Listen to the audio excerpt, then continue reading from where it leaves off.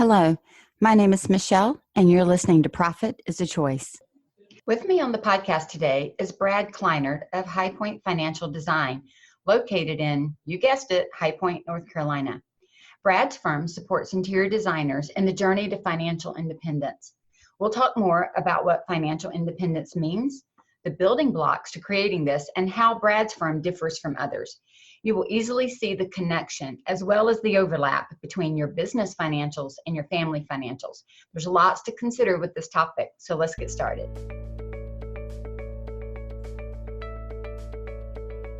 Every day, empowered entrepreneurs are taking ownership of their company financial health and enjoying the rewards of reduced stress and more creativity. With my background as a financial software developer, owner of multiple businesses in the interior design industry, educator, and speaker, I coach women in the interior design industry to increase their profits, regain ownership of their bottom line, and to have fun again in their business. Welcome to Profit is a Choice. Hey, Brad, welcome to the podcast. Michele, how are you doing today? Thanks for having me. Oh, I'm doing very well, thank you. And I am excited. You and I have been trying to kind of get our schedules synced up for a while now, and I am super excited for the conversation and that we were able to do that. I know this will sound like a surprise to everybody listening, but 2020 has not gone exactly as I planned. So I know it's taken a little while for us to get together. Yeah, I don't think it's gone as anybody has planned, right? We are recording this towards the latter half of the year, and I'll tell you, in some ways, my brain, Brad, still feels stuck in March. Like I almost feel like mid-March is where my brain just kind of stopped. And the fact that we're moving into August and, September is like blowing me away, that we are almost ending the year, that I still feel like I'm in some ways at the beginning of. It almost feels like a dream some of these months. I don't know if others feel that way, but it certainly feels that way to me. Yes, well, it's reminded us the importance of taking moment by moment, one day at a time. There's a lot of uncertainty in life, and I think that's one thing we always talk about is the certainty of uncertainty. And when before this, some of us were not aware of that, and it's brought it front and center. Absolutely. Well, we're going to jump in and talk all about financial wealth management today. And I know sometimes that term can throw people. They hear financials, and we know, outside of my podcast, which they all love because they're here for the finances, but that can make us turn off one, set of ears, like we're not going to listen to that. But then when you hear even this term wealth management, it is very easy for us to think that means the super wealthy, the multimillionaires are in wealth management. And, one of the things that I would love for us to do as we go through the entire conversation today is kind of debunk the myth that wealth management means that you got to be a super millionaire to have money to manage. We're really talking about building up your money and building up your resources to be able to support you and your lifestyle today and tomorrow and ongoing. And so wealth, it's a term that can be used as well. It's a continuum, say. And so I don't want that term to throw anybody off as we start our conversation, but to be open to think it's just about building the best resources that you can with what you have. And we'll discuss this, Michele, throughout our conversation today, but it's one reason why we decided to call ourselves a financial design firm, because we wanted to be very approachable to our clients. The industry, I think it's an industry ego thing in some ways, is wealth management. It may feel great for the advisors, but even the clients that I have that are wealthy, wealth is a very relative thing. Exactly. So we all have wealth innately, and we have different types of wealth. But when I think of some of my wealthiest clients, if they have $10 million, they have friends that have 50 million, and they have friends that have 100 million. And there is a part of wealth that is always relative to the other people that you spend time with. So for us, it's really about where are you as a person, and your wealth, even if you're starting at a very small amount, saving your first $10,000, first $100,000, that's where you need to focus, and it needs to be approachable. Exactly. And that's why I wanted to just get that out of the gate, because the term it can be off-putting. I love how you said it kind of pretty much is an ego word. I mean, it really is. It feels like an Instagram-y word, right? Where you're showing your best side. Oh, I'm talking to my wealth manager today. So, but we're going to make this super approachable. We're talking about using and saving the resources that you need for today and for tomorrow. Is really kind of the easy way to put it. I like to think of it, Michelle. There are advisors that specialize working with billionaire families. None of my clients have the last name Rockefeller. So we help everyday families that have been successful. Perfect. So, Brad, start by just telling us a little bit about your company. Introduce us to your company. Yes, well, we are High Point Financial Design. We are located in High Point, North Carolina, the furniture capital of the world. So I've been in this business now for 11 years. I joined my mother and father. They were with a traditional wealth management firm. So they've been in the business for 35 years. So it's truly a family business. And now we independently own our own company. And what introduced us to start with was we specialize in working with interior design and home furnishing professionals across the country. Now, has your firm always specialized in that area, or is that a newer specialization within the last few years? It has been something that we've started in the last few years. I can't name specific names, but the company that my father worked for when I joined, it was a large national bank that most people are aware of, and they had very limited restrictions for where we could do our marketing. So we could not market anywhere where there were other advisors located, which really limited. And it was one of the reasons why we wanted to go independent. Was I was talking with my business coach one day, which I actually have two business coaches, so I'm a big believer in coaching. And he was asking me a question. If I could never retire, what would I do differently in my business? And I said, well, I really want to have more and more fun relationships with my clients. And he said, well, so who are some of the most fun clients you have to work with? And I said, well, I've got a handful of designers from being in High Point, and they are the most creative, energetic, exciting, fun people to work with.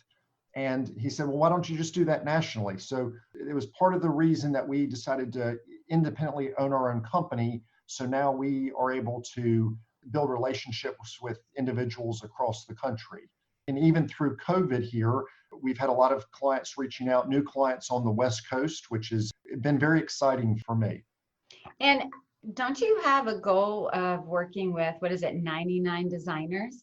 I wanted to create kind of a big vision. So Okay. we have an existing business that my parents had built successfully. And going forward for the new decade, my goal is really to help 99 designers reach financial independence. And each of those designers will define what financial independence means for them. But we do see that oftentimes designers have limitations in their mind. They focus on their business, not their personal wealth. And it's a big vision that we're excited about. So tell me this, in a concept, how would you define financial independence?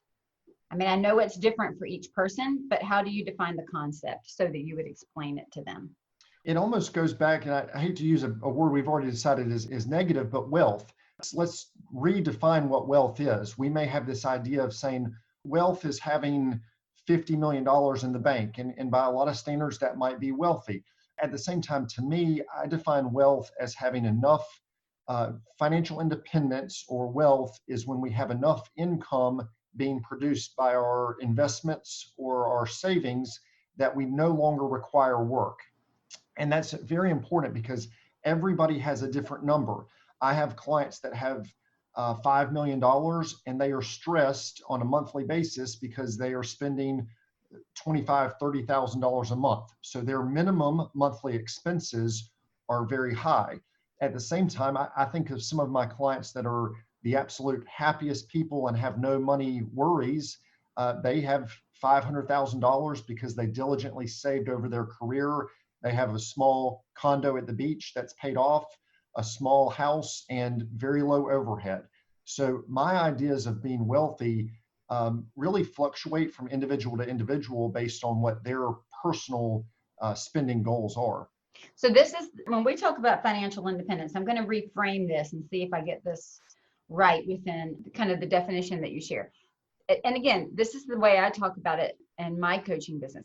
It's not so much about the dollar amount. It's about what the ability of that money to do. So for example, if we're looking at financial independence, we're saying what would make me financially, and what makes everybody kind of financially independent, is that they have their expenses in alignment with the money that they have saved for the life they want to live. So your investments, your savings, whatever gives you this nest egg, if you will, this spendable money for some period of time, because you said no more work. So we're assuming that this is at retirement or at a time that we're shifting or we're stepping out of whatever career and work we have. So we are talking about having some money, because we're talking about wealth in regard to money right now. We all know that there's wealth of family, wealth of love, all kinds of wealth. We're talking about money. So it's having enough for the future that we desire to sustain the day-to-day way that we want to live, or that we're choosing to live, which is why for somebody who has $5 million, if they're having a burn rate of 30 to 40,000 a month, they're going to blow through that very quickly, and that would be stressful.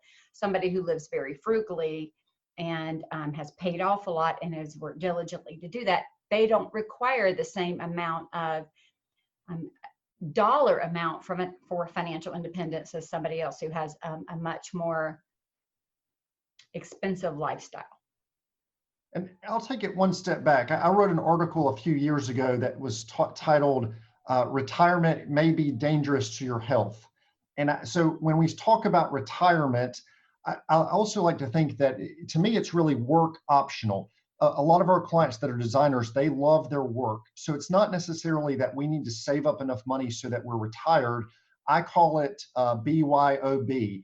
And some people have different definitions of what BYOB are, and a lot of those are more fun than mine, but I say it's be your own bank. So from an income perspective, it's when your passive income, or the amount of income that you can generate from the savings that you've accumulated over time, is greater than your expenses. Right. So you are financially independent when you have enough passive income, meaning we don't have to have earned income. When that passive income is greater than our expenses, you have the freedom to do whatever you want in life. Work becomes optional. And at that point, we really have a lot of freedom, because if we want to continue our design company, it's just purely out of the love of doing it, not because we have to pay our mortgage or feel like that there's pressure. I love that. I love that definition. I love that way of thinking, because it frees us up from a number. So instead, it allows us to think about what we want to have. I know my husband and I, well, one thing we've talked about is, in the Bible, it never even gives you the term retirement. There is no retirement in the Bible. And so he and I, we always talk, because we'll start talking about, well, in retirement, and we're like, well, it doesn't say that. But our work changes. It may become different work, right? Not work, to your point, that's bringing in dollars, but meaning there's nowhere where we're told to just go sit down and do nothing. And so we are all going to be choosing to do things. We may just fill our times. And we're really saying, when do we get to the point that we can have more time to do non-income generating activities, if we so desire to do that? And so I just love the way of thinking through that. I know he's asked me, like, when are you going to retire? And I'm just like, not yet. I'm like, when are you going to retire? He's like, tomorrow. Tomorrow I'm out. And I'm like, no, not me. I got a good 10 to 15 years, because I love what I do.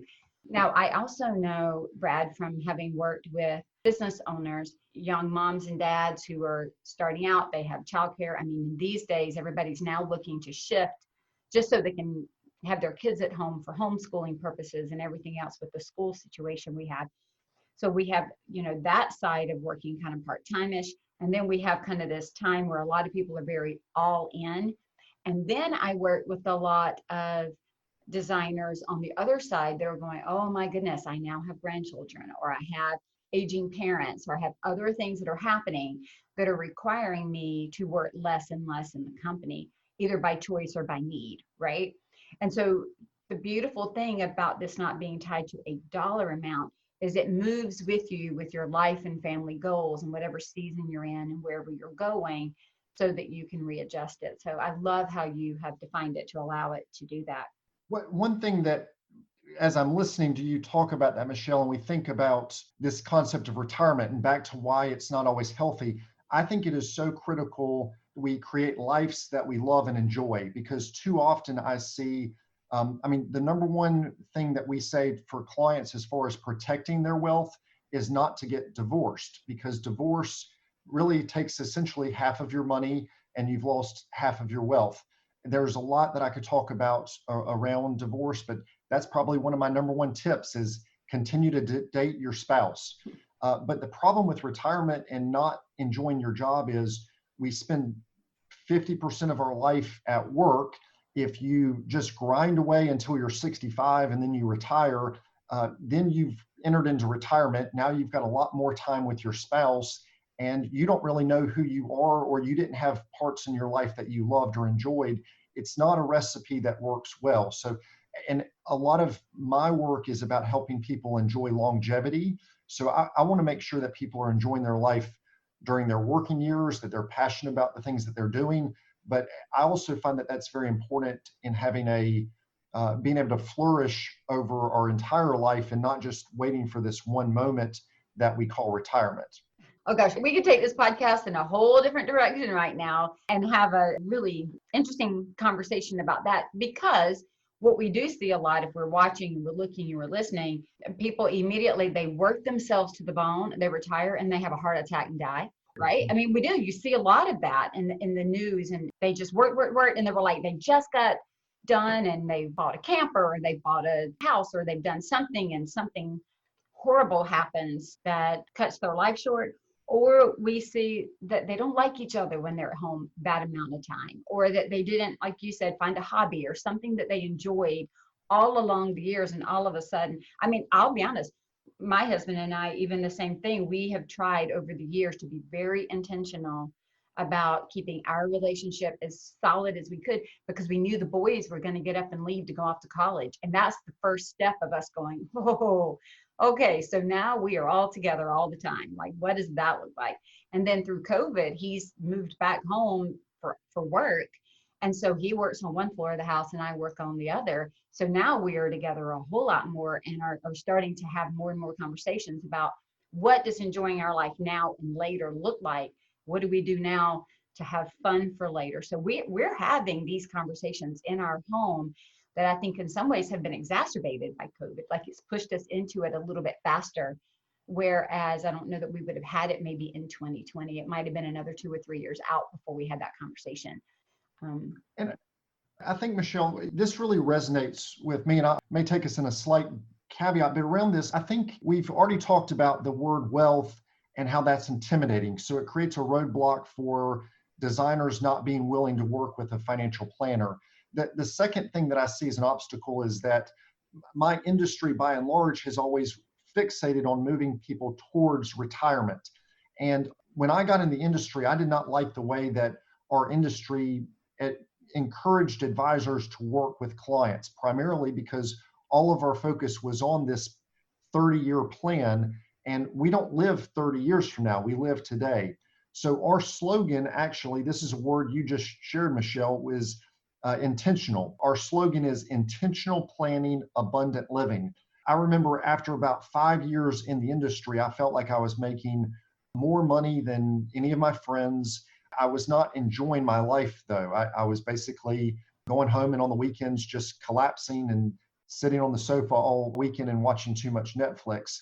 At the same time, we had a client who, she was a flight attendant.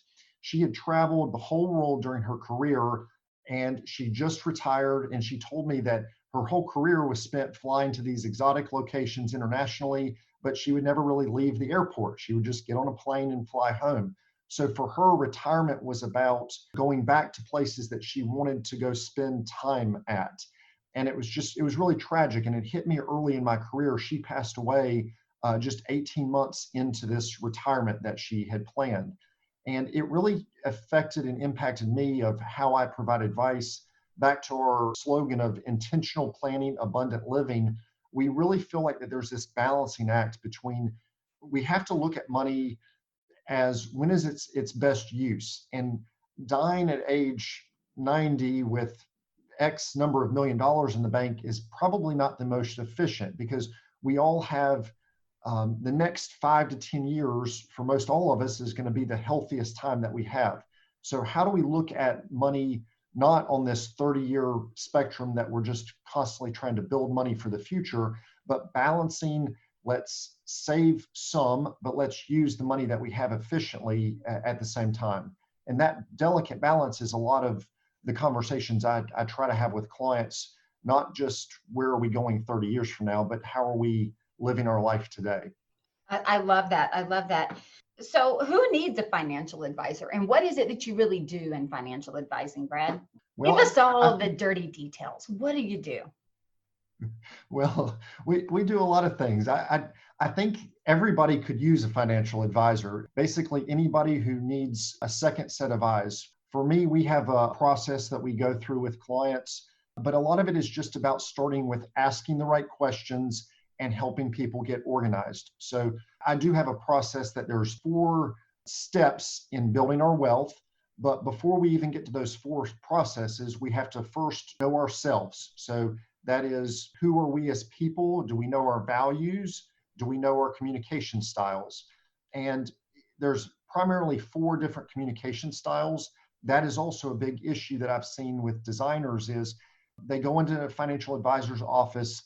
The financial advisor only thinks in spreadsheets, and the designer wants to be creative and enjoy their life, and there's a communication gap. So how do we make sure that our company is providing advice in a communication style that works with the client?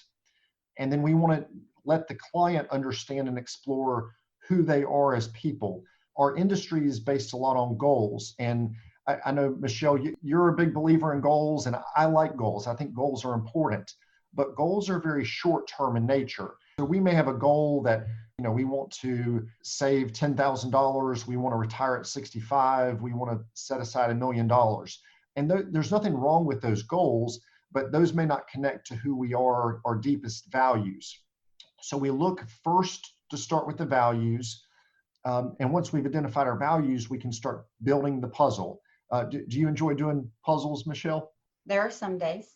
I like Sudoku, so I like those kinds of puzzles. Yeah. My wife, family, they enjoy doing puzzles. So anytime we do puzzles, and that's how I think about my job is we are exploring, it's almost a combination of being a puzzle builder and a detective. So by starting with the puzzle, we want to first put all of the pieces on the table and identify the edges. So for me, that is step 1 of getting organized.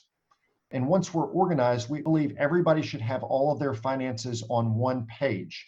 This is also a big thing when you're communicating with your spouse. If all of our financial discussions are arbitrary, just conversational, that can make communication challenging. When things are visualized and on one page, it becomes very easy for us to identify financial headaches that we're facing, or challenges or opportunities that we want to pursue. So that's kind of the first starting point that we have with all of our clients is understand our values and get really organized of knowing exactly where we are today. That's the same way that I start when I coach around the business. Tell me your why, right? Good old Simon Sinek, start with why. What is your why? And what are your values? What's important to you? Because if their values, let's say, is to be a part-time full-time mom and then a part-time full-time business owner, right? We may create a business financial plan that is very different than somebody who says, I want to work full-time in my business and I want a big firm, and it's going to be a totally different plan. And so we do the exact same thing in the business, which is why the numbers aren't the same. It's relative to the choices that we're making and the desire that they have for the company that they want to grow or that they want to build. And so it's the same thing personally. I know when my husband Joel and I met with our financial advisor, those are some of the questions that he asked us, like, what is it that you want? What's important to you? What do you want to do with your money? Where do you want to spend it? How do you want to live your life? What's important to you now and later? He went all the way through asking us questions. We just did another full review with him in January, right before all of this. But it came down to, when do you want to buy your next car? How many years you want to buy a car? What do you think about driving cars? Do you want a new one? Do you not want a new one? And I was, at one point, I was like, oh my gosh, he's asking me a lot of questions. But he was trying to really help us understand what is it that made life fulfilling for us, so that we didn't die with 12 million in the bank and we had lived a miserable life of doing nothing that we enjoyed. And, I really appreciate thinking about our personal finances. And I mean, let's be honest, finances are finances. And so when we have a good framework for how we're going to look at it, whether it be business or a life, I know a lot of the men and women that I've worked with in business, they all say to me, I'm Profit First certified, which and I talk to them about how we're going to look at their business. And we're creating these business financial roadmaps, if you will. We're creating these plans. And I'm always tying it back into lifestyle congruence. In other words, what do you have to have in your home? Let's build a business to give you that. Don't build a business and not have an idea of what you need in your home to then go to Brad and say, here's what I need in my home, right? And every time we do it in the business, they're like, oh my goodness, now I want to go look at my home that way. I'm going to look at my personal finances that way. So whether they start with you and think, now I want to look at my business that way, or start with me and think, now I want to look at my home finances that way, the conversation is really the same. What is important to you? Who are you? What do you want out of this life? What are your values? And getting on the same page with, if you have a spouse, getting on the same page with your spouse for that. I'll tell you, if one person's values go to the left and the others go to the right, financials, that, believe it or not, I mean, that it is the number one cause of divorce is financial issues. And so you would think it'd be infidelity. It is not, it's finances. And so getting on the same page with your spouse, if you have one, is imperative here. And one thing that you kind of touched on in passing, Michele, and I think that is maybe some of why interior designers have trouble with financial planners in general, is there is a lot of belief that finances are finances.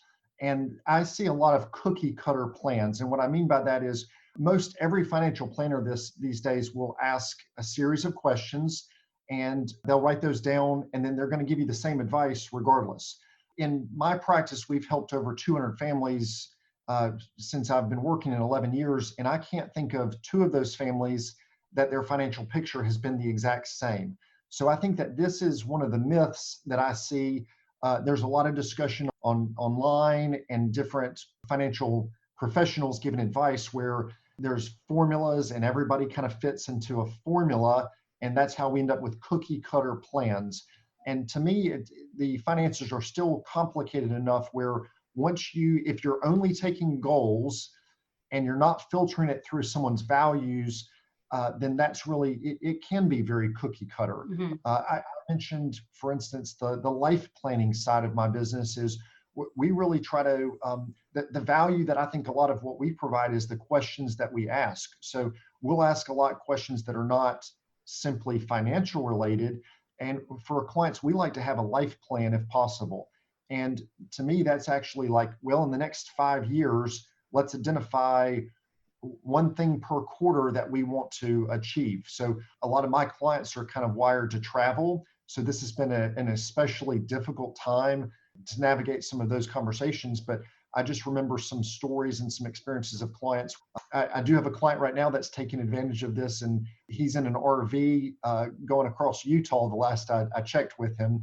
But we really want to tie not just the money in the financial plan, which can be sort of repetitive, but the deeper that we go in those questions, understanding how it impacts your life, the better. 100%. Even in my coaching practice, I mean, I am constantly doing what we call backwards financials.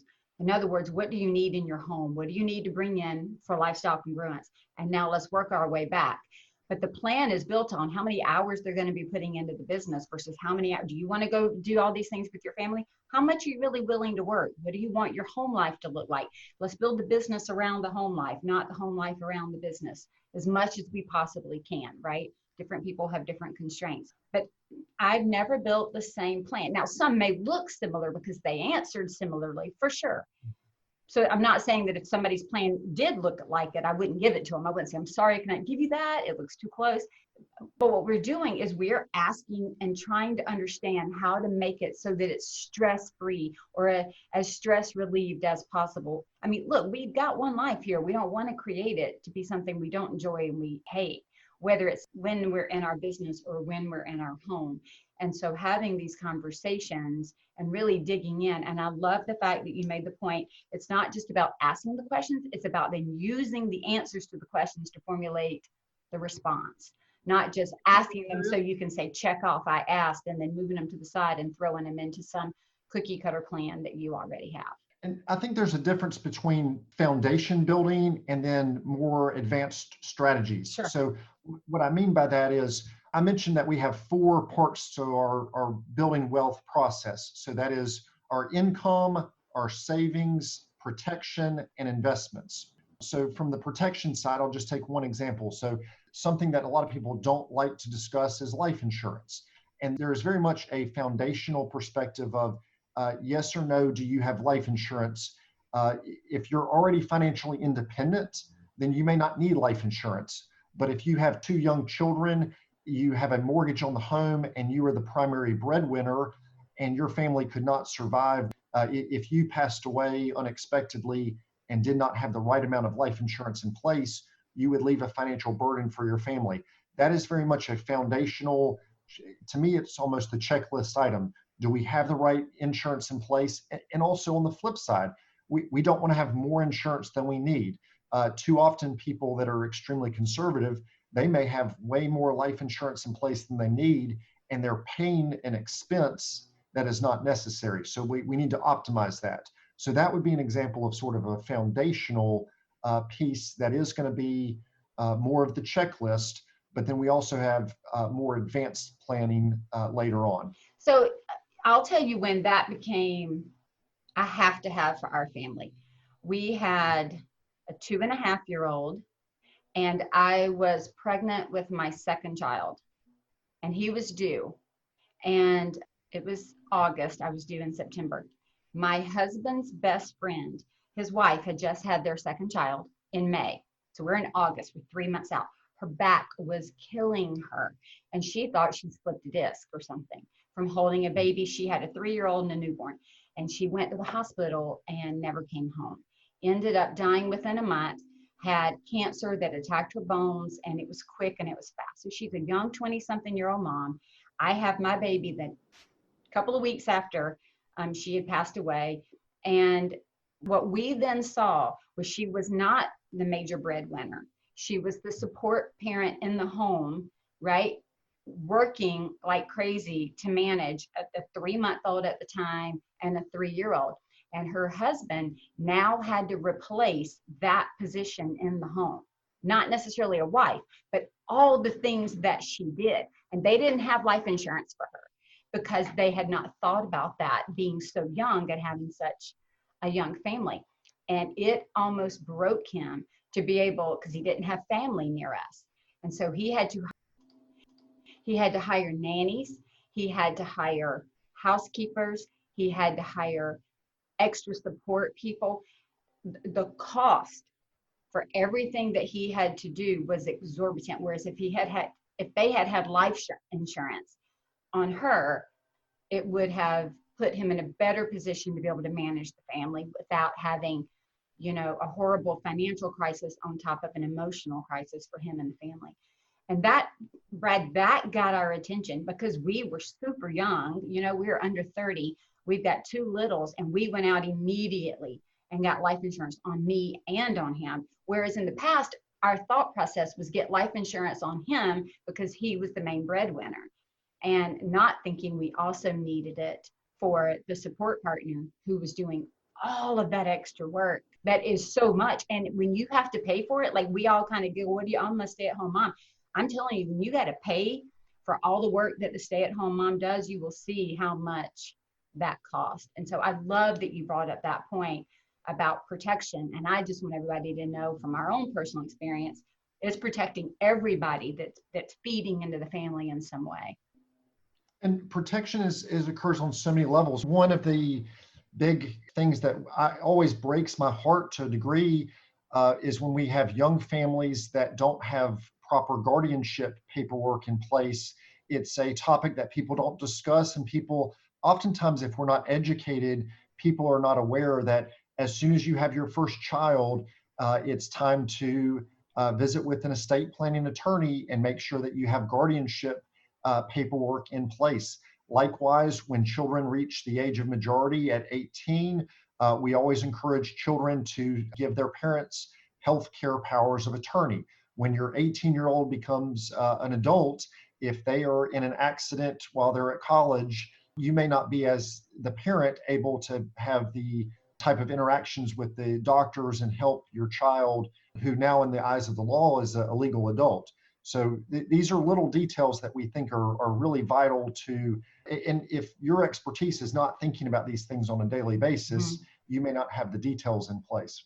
That is really great advice. We did our wills and everything, estate planning, at the same time because we had seen what happened, right? So we knew we had a visual to say we need to protect ourselves. And my husband and I, just in 2019, our kids were 22 and 24.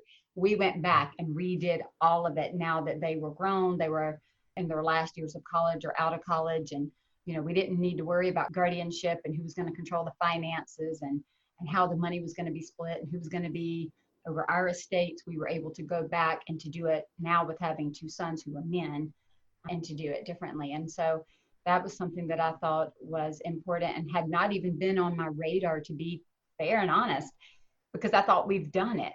And then it hit me all of a sudden. My attorney reached out and I was like, you know what? I really don't need at 25 to say who's going to be watching over my kid, or not let him be able to deal with the money instead of sending it to some other family member at the time. And so it's good to stay on top of those things and to have an advisor who reminds you that that is a piece of wealth management. That is a piece of saying where the money's going to go and what it's going to do.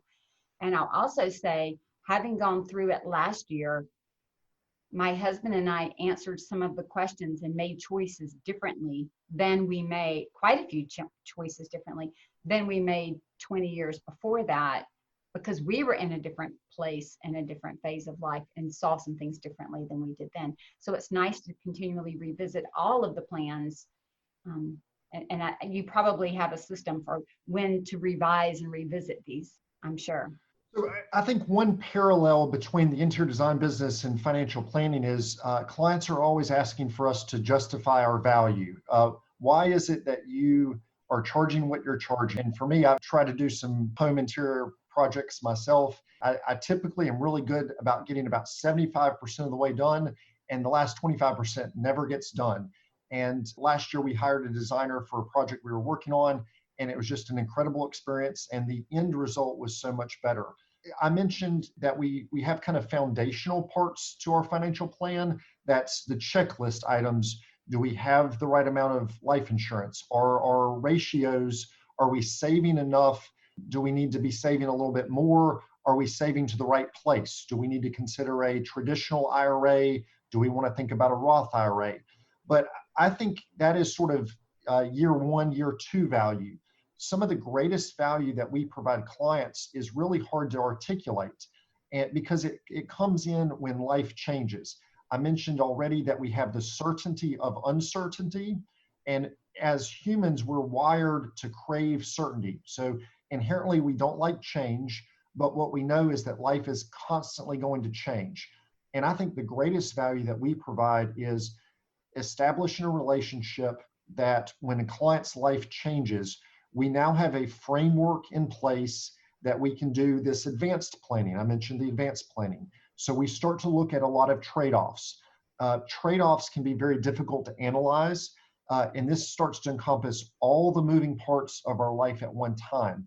But trade-offs could be things like, well, I'm ready to upgrade. I want to move from my starter home to my forever home, or I want to look at moving across states. We want to look at how much of our child's education can we pay for, and those are sort of the financials.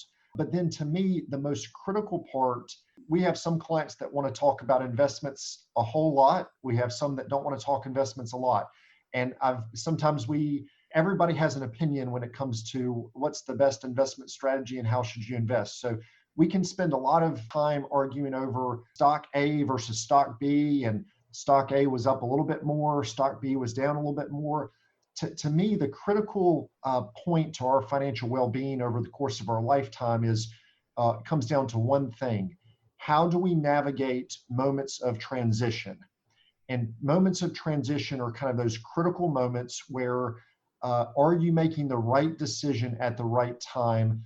That could be like earlier this year where we had clients that called and they were very scared about the stock market, and they were scared about the direction that the economy was going in. The clients that we had long-term relationships with that I've worked with for the last 10 years, those conversations went so much smoother than I had a number of interior designers that reached out. The initial conversation where we get a phone call and we don't really know each other, you don't have a trusting relationship with me, and I'm trying to solve a crisis uh, in the midst of the crisis is always more difficult. And I never know what clients' transition moments are going to be. That can be the ones that we see most often are thinking about retirement, thinking about sending children to college, helping adult parents navigating their health care issues at the end of life. If there is death or divorce, unfortunately, the millennial generation we're marrying less quickly, but the divorce rates are lower. And the fastest growing demographic that's getting divorced right now, they call it silver or gray divorce, is 55 and above. And to me, it's a real tragedy because both financially, emotionally, and for healthcare reasons, people 55 and above, marriage should be that safety mechanism. But maybe someone has never had a lot of good interactions or communication with their financial advisor and with their spouse. Maybe the financial advisor just took the husband out for golf twice a year, every year, and didn't spend time with the wife. Now you're going through a financial divorce. That can be very traumatic. So the decisions that we make in any of these transition moments in life, to me, that's really the crux of whether or not we're going to be financially healthy or stable over a period of time. That's a good point, because things are always changing. I know even back in March and through this entire, I guess, most of 2020, we've been dealing with some of the same types of situations on the business side with okay. And I know that those that I've been working with, they were immediately like, just do what Michelle's telling you to do. Like, take a deep breath. Like they trusted the relationship, and they trusted us moving through it together, kind of linking arms and holding hands and crying on each other's shoulders and standing up and holding the other up. And for those who don't have that advisor or that sounding board or that safe place, it is a bit more shaky and a bit more difficult. I want to touch on this.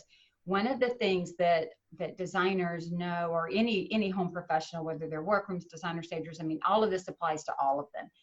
They know that when you go in to do a sale or you go in to do presentations, you always want the decision makers there. You want the husband and the wife or whoever is going to be involved in paying and making the decisions. We want them there together, because it is a joint conversation and joint decision making. There is nothing worse than having the conversation with one of them, thinking the other's not a decision maker or really isn't involved, and then finding out they are later. It causes that broken relationship or lack of a built relationship. And so I love that you brought that up. It's the same kind of thing. And I want to encourage those that are listening, if you do have a significant other that you are doing finances with, make certain that you're doing them together, that you all know where everything is.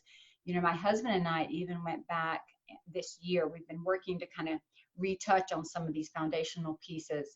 So we reworked our financial plan, or tweaked it. I won't say we reworked it. We did some tweaking based on where we were in our age and kids out of college, that same kind of thing that you mentioned is a life change.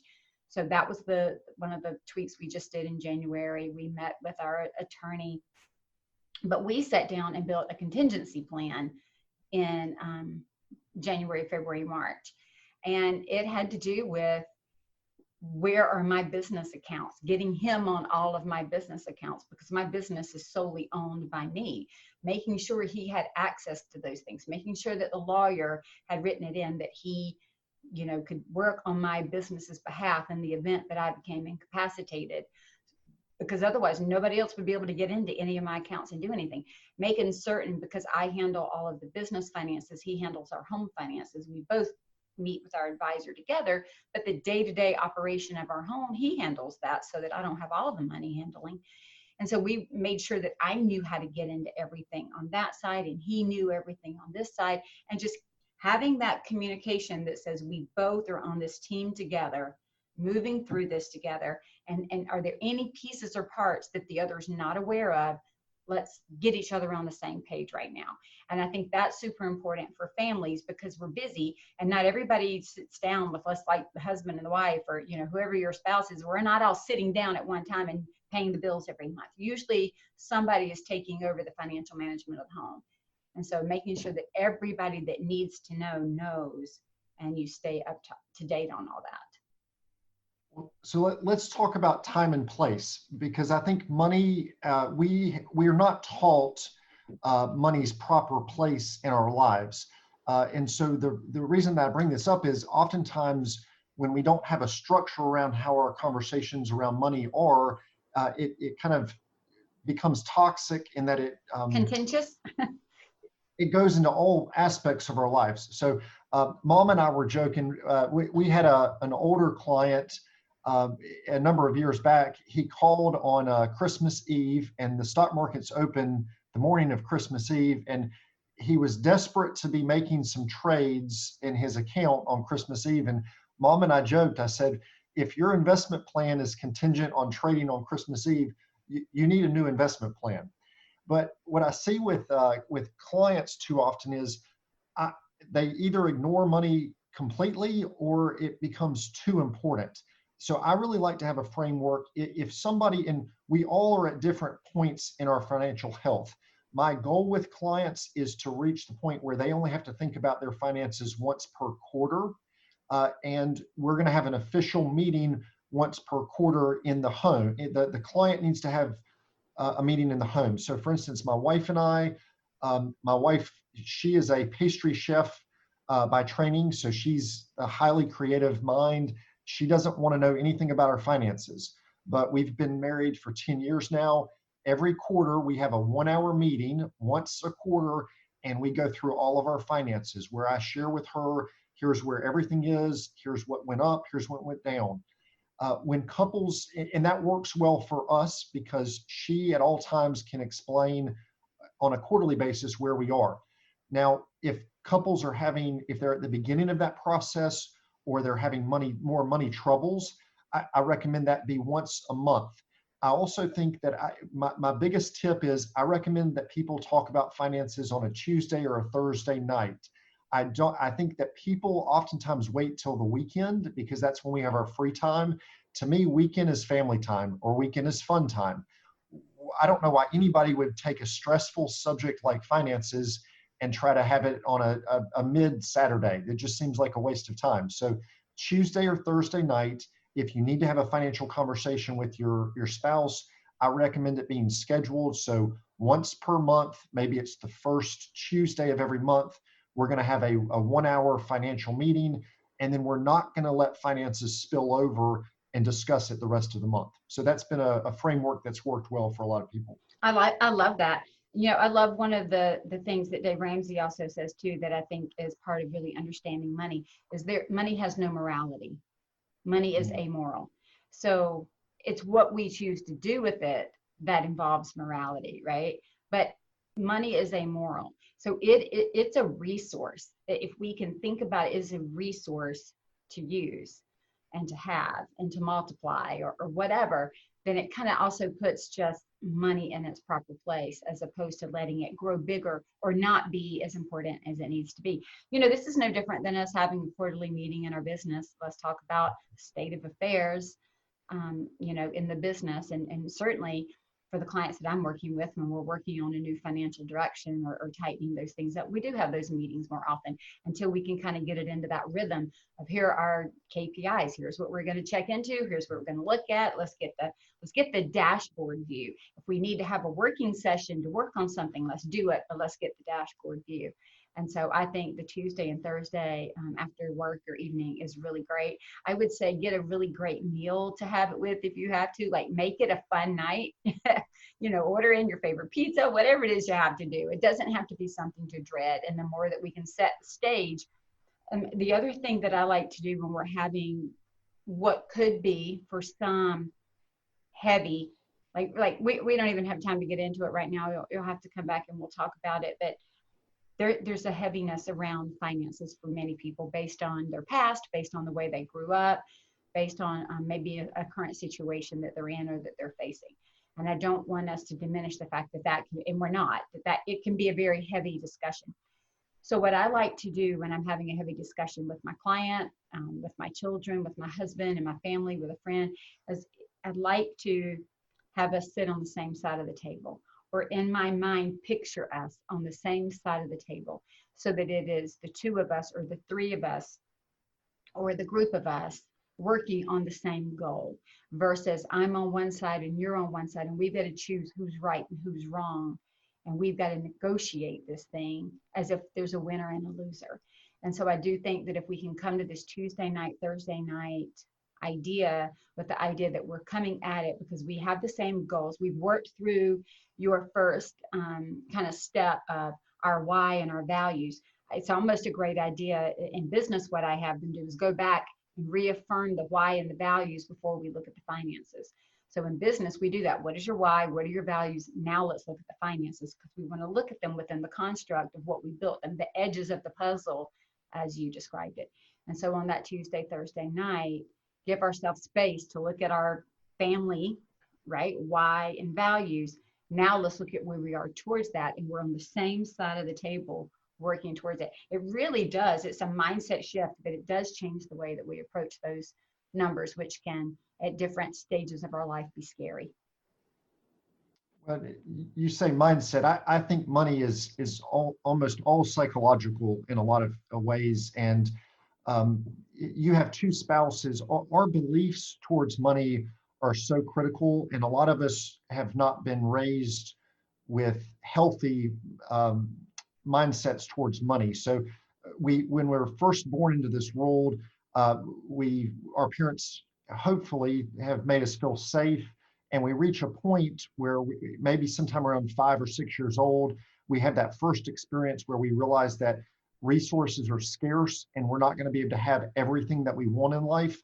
And oftentimes that's where a lot of clients have benefited from going back and thinking about what were the first messages I ever learned about money. Maybe mom said, you don't have a silver spoon in your mouth, or dad said money doesn't grow on trees. Or what do you think I am, an ATM? And all of those are stories that become embedded in our psychology. And then when we're 45 years old at the dining table and our spouse has a different money narrative, that's where a lot of conflict can arise from. So it's not always that there is a lot of psychology behind it. Well, Brad, I love what your company does. And more than what you do, I love the way you approach what you do. And I think that's the differentiator, really wanting to build relationship, long-term relationships. You touched on that, or we touched it briefly. Those clients that have been with your firm for multiple years had a different ease and a different trust factor than those that are just coming in, which is true in any relationship. But it's the long term that actually gets us where we want to be. These are not short. We might have some short-term wins, but this is a long game. It really is a long game. And I love how you start with the why and the values, and that you're digging in to help them not only save for tomorrow, but enjoy today. And so thank you so much for just sharing how your approach is different and how you are set up as a firm to be able to understand designers and support them in what they're doing and where they want to go. I will just say, Michele, I feel so humble and blessed, because being a family business, we can operate our business a little bit differently. I think it's such a unique business. We have a number of families that we work now with 4 generations of the family. And that is just, when I think back of some of those relationships started with my father 30 years ago, and now working with the 4th generation, it's really unique. And it is, I've told a lot of people that now more and more individuals that are becoming clients, we hope more that they become like family and friends than just clients. So it's a unique, money is such a personal thing for people. So it's a unique, but that makes me really love what I do. I love that. I mean, that's exactly what we're all looking for. Somebody that we can trust, that we can do life with, that we can journey with, and that catches our vision. I think that's important too, Brad, is your team catches the vision of the designers that you're helping. You're not pushing them into your vision for them, like we talked about the cookie cutter plan. You're catching their vision and helping refine it to be the best possible journey that they can take to get what they ultimately want out of the resources that they're saving. And I think that's a beautiful way to do it. Tell everybody where they can find you. Where are you guys hanging out on Facebook, on Instagram? And Michelle, so our company, our website is HP Financial Design. People can Google High Point Financial Design. We are definitely excited. Fall market this year is still to be determined, but anybody coming to High Point, we always welcome a cup of coffee and enjoy meeting people. I'm on Instagram personally. It's brad.clinard, and I can be reached by email at brad.clinard@hpfinancialdesign.com. Perfect. And I'll have all of those links in our show notes so everybody can just do a really quick click and get right over to you. But Brad, this has been a fun conversation. I'll have to have you back. We'll dig into a little bit more. There's always lots to talk about. And just thank you for your time today. Michelle, wish you blessings. Thank you. Thanks to Brad for joining us today. Building a business and building a life are both important for us, and they both need to be done with intentionality. And that means a focus on where we are, where we're trying to go, and on the steps in between. My Aim with Intent methodology is the pathway to scalability, where we cover the business side of intentional growth. I would love to chat with you about it and see if we're a fit to journey this together, because it's not easy to journey alone. You can get more details at scarletthreadconsulting.com. Be intentional about your business and your profits, because profit doesn't happen by accident.